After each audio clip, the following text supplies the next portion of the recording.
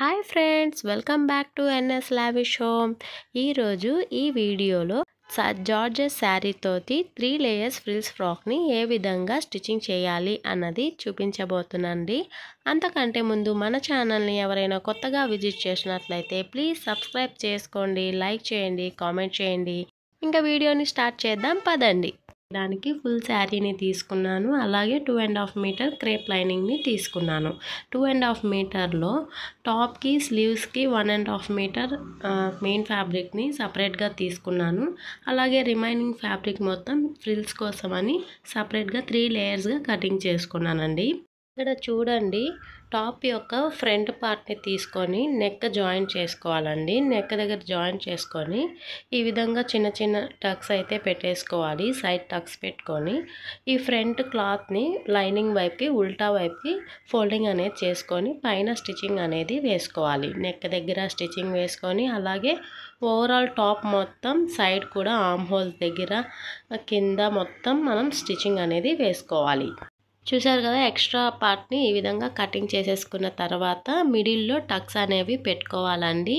Front పార్ట్కి back పార్ట్కి ఈ విధంగా టక్స్ పెట్టుకోవాలి. నెక్స్ట్ మనం షోల్డర్స్ని జాయింట్ అనేది చేసుకోవాలి. షోల్డర్స్ జాయింట్ ఏ విధంగా చేస్తున్నానో ఇక్కడ క్లియర్గా చూడండి మీరు, నేను ఎట్లా చేస్తున్నాను అనేది. ఫ్రంట్ పార్ట్ అలాగే ఫ్రంట్ పార్ట్ లోపలికి బ్యాక్ పార్ట్ని పెట్టుకొని ఈ విధంగా ఇన్విజిబుల్ షోల్డర్ జాయింట్ని చేస్తున్నాను.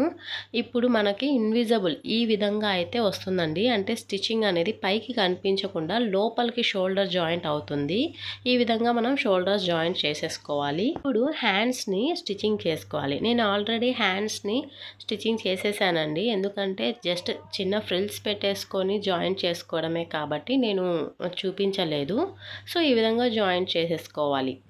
చూడండి, ఈ విధంగా హ్యాండ్స్ని జాయింట్ చేసుకున్న తర్వాత ఇప్పుడు టాప్కి సైడ్ స్టిచెస్ అనేవి వేసేసుకోవాలి. ఈ విధంగా వేసుకున్న తర్వాత కింద మనం బాటమ్ పార్ట్ ఫ్రిల్స్ని ఏ విధంగా స్టిచ్చింగ్ చేసుకోవాలి అన్నది చూడండి.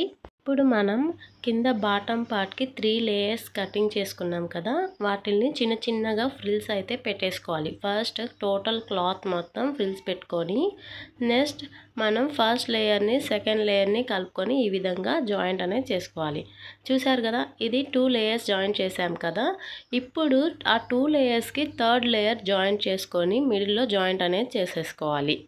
చూడండి ఫ్రెండ్స్, ఈ విధంగా 3 లేయర్స్ని ఫ్రంట్ బ్యాక్ రెండు మొత్తం కలుపుకొని ఈ విధంగా 3 లేయర్స్ జాయింట్ అనేది చేసేసుకున్నాం. ఇప్పుడు మనం దీనికి లైనింగ్ అనేది జాయింట్ చేసుకోవాలి. చూసారు కదా, ఇప్పుడు ఫ్రిల్స్ పెట్టుకున్న మెయిన్ ఫ్యాబ్రిక్ అలాగే లైనింగ్ రెండు కలుపుకొని ఈ విధంగా జాయింట్ అనేది చేసేసుకోవాలి. చూడండి, ఈ విధంగా జాయింట్ చేసుకున్న తర్వాత ఇప్పుడు మనం బాటమ్ పార్ట్ అలాగే టాప్ పార్ట్ రెండు కలుపుకొని జాయింట్ అనేది చేసుకోవాలి. ఈ విధంగా జాయింట్ చేసేసుకున్న తర్వాత ఫ్రాక్ స్టిచ్చింగ్ అయితే కంప్లీట్ అయిపోయిందండి. చూడండి, ఫైనల్ అవుట్పుట్ అయితే ఈ విధంగా టర్న్ అవుట్ అయింది. ఈ ఫ్రాక్ డిజైన్ మీకు నచ్చిందా? నచ్చితే ప్లీజ్ సబ్స్క్రైబ్ చేసుకోండి, లైక్ చేయండి, కామెంట్ చేయండి.